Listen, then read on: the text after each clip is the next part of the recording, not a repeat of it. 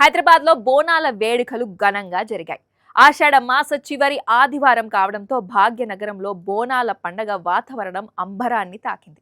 భక్తులు పెద్ద ఎత్తున తరలివచ్చి అమ్మవారిని దర్శించుకున్నారు. మిరాలమ్ముడి శ్రీ మహంకాళేశ్వరి ఆలయంలో జరిగిన బోనాల ఉత్సవాల్లో టాలీవుడ్ హీరోయిన్ ఫరియా అబ్దుల్లా సందడి చేశారు. ఆలయం బయట డప్పు చప్పుళ్లతో డాన్స్ చేసి భక్తుల్లో జోష్ నింపారు.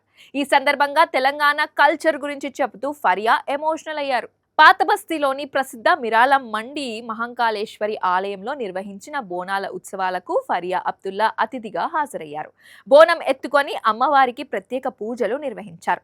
అనంతరం ఆలయ ప్రాంగణంలో పోతురాజుల విన్యాసాలు, డప్పు చప్పుల మధ్య ఫరియా మాస్ డాన్స్ చేసి భక్తులను ఉత్సాహపరిచారు.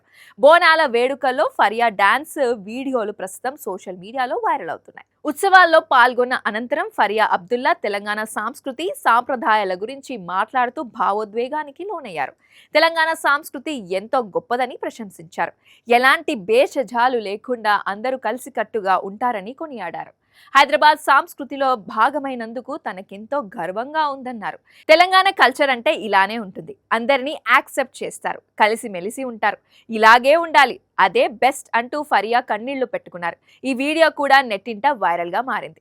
ఫరియా అబ్దుల్లా పక్కా హైదరాబాదీ అమ్మాయి. హైదరాబాద్లోని బంజారా హిల్స్ లో ముస్లిం ఫ్యామిలీలో జన్మించారు. లయోలో కాలేజ్లో మాస్ కమ్యూనికేషన్ పూర్తి చేశారు.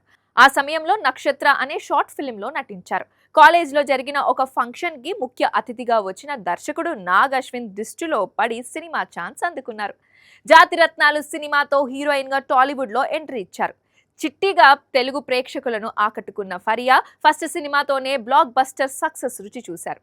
ఆ తర్వాత లైక్, షేర్ అండ్ సబ్స్క్రైబ్, మత్తు వదలరా 2, రావణాసుర, ఆ ఒక్కటి అడక్కు, గుర్రం పాపిరెడ్డి, గాయపడ్డ సింహం వంటి సినిమాలతో ప్రేక్షకుల్ని అలరించారు ఫరియా.